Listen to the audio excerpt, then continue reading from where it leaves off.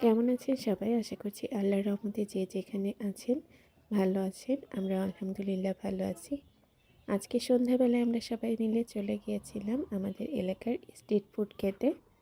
তো এই এলাকার স্ট্রিট ফুড আগে অতটা চালু ছিল না। এখন বেশ কিছু স্ট্রিট ফুডের দোকান হয়েছে। আর আমাদের এলাকাতে রিসেন্টলি একটা রেল স্টেশনও চালু হয়েছে। রেল স্টেশন চালু হওয়ার পরে বিভিন্ন ধরনের খাবারের ফুড কার্ট শহরের বিভিন্ন জায়গায় বসেছে। আর রেল স্টেশনটাও অনেক ভালো করেছে। আমরা মাঝে মধ্যে ওখানেও ঘুরতে যাই। তো আজকে হচ্ছে পুরাতন বাস টার্মিনাল এলাকার মধ্যে আমরা হচ্ছে এই যে স্ট্রিট ফুড খেতে চলে এসেছি। আর এই জায়গাটা কিন্তু ঈশান ইশরার নানুবাড়ি থেকে খুব কাছাকাছি। এখান থেকেই ঘুরে আমরা হচ্ছে ঈশান ইশরার নানুবাড়িতে গিয়েছিলাম। তো ওখান থেকে আমরা ঘুরে এসেছি। আর এদিকে হচ্ছে বিকালের দিকে বাইরে যাব বলে রান্না করে রেখেছিলাম। তো এখানে হচ্ছে পেঁয়াজ আর কাঁচামরিচ ভেজে নিয়েছি। তারপরে হচ্ছে বাটা মশলাগুলো দিয়ে দিচ্ছি। এখানে রসুন, জিরা আর ধনিয়া একসঙ্গে বাটা আছে। সাথে অল্প একটু আদাও দিয়েছি।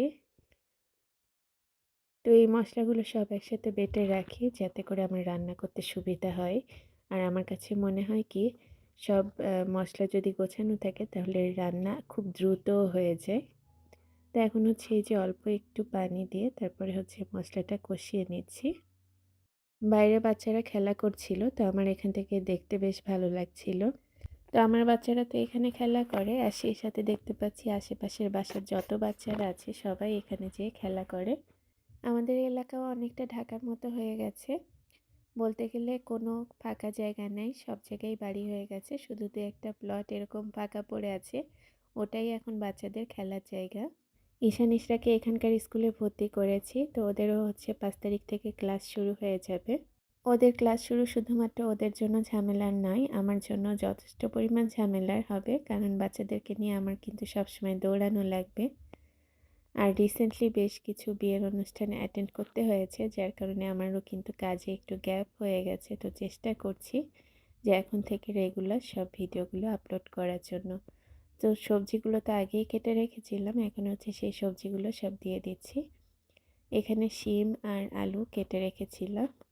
দুইটা সবজি যেহেতু খুব দ্রুত সিদ্ধ হয়ে যায় সেজন্য শিম আর আলু একসাথেই দিয়ে দিয়েছি, দিয়ে এই মশলার সাথে ভালোভাবে কষিয়ে নিচ্ছি।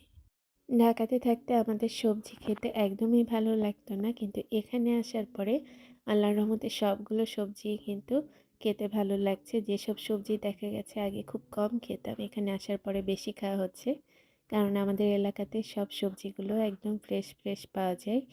এখন তো বাজারে গেলে প্রচুর সবজি কেনা হচ্ছে। ঢাকায় থাকতে বাসার সবারই কেমন যেন একটু অরুচি ধরে গিয়েছিল। আর বেশি করে সবজি কিনলে দেখা যেত যে ফ্রিজেই অনেকটা নষ্ট হয়ে যেত। আর এখন হচ্ছে সবজি দিনেরটা দিনে আমাদের মোটামুটি খাওয়া হয়ে যায়। আর দু একদিন পর পরই বাজারে যাচ্ছি, যেহেতু এখানে বাইরে বের হওয়া খুব বেশি ঝামেলার নয়। আর আমাদের বাসা থেকে খুব কাছেই একটা বাজার আছে। তো যখন খুশি ওখানে চলে যাওয়া যায়। কখনো কখনো দেখা যায় যে আমরা ফুল ফ্যামিলি বাজারে চলে গিয়েছি, যে নিজেদের পছন্দ মতো শাকসবজি মাছ টাছ কিনে নিয়ে আসছি। আবার কখনো দেখা যায় যে বাচ্চাদেরকে ওদের বাবার কাছে রেখে তারপরে হচ্ছে আমি যেয়ে আমার পছন্দ মতো বাজার করে নিয়ে আসছি। আমার কাছে মনে হয় যে রান্নাটা করে তার জন্য বাজার করাটা অনেক বেশি ইম্পর্ট্যান্ট।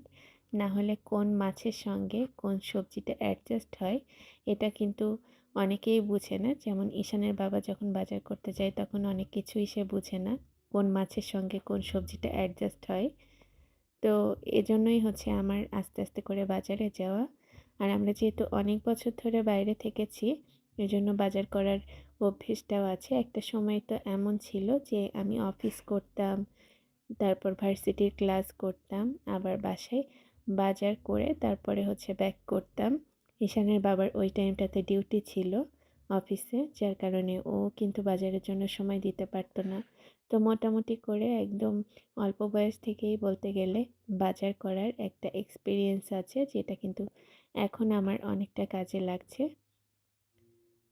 তো এই যে সব সবজিগুলো সিদ্ধ হওয়ার পরে বেগুন দিয়ে দিয়েছিলাম। আর এদিকে হচ্ছে মশলা মাখানো পাবদা মাছ ছিল। এই মাছগুলোতে হলুদ লবণের পাশাপাশি মশলাটাও মাখিয়ে রেখেছিলাম। এখন হচ্ছে তরকারির উপরে পাবদা মাছগুলো দিয়ে দিচ্ছি। পাবদা মাছ যেহেতু খুব নরম হয়ে যায় এজন্য হচ্ছে আমি তেল মশলা মাখিয়ে রেখে দেই। আর তরকারিটা যখন সিদ্ধ হয়ে যায় তার উপরে দিয়ে আর ৮-১০ মিনিটের মতো এটাকে রান্না করে নিলেই তরকারিটা কমপ্লিট হয়ে যাবে। তো আজকের তরকারিটাও মাশাআল্লাহ খেতে মজা হয়েছিল। ভিডিওটি আপনাদের কাছে কেমন লেগেছে কমেন্ট করে জানাবেন। আল্লাহ হাফেজ সবাইকে।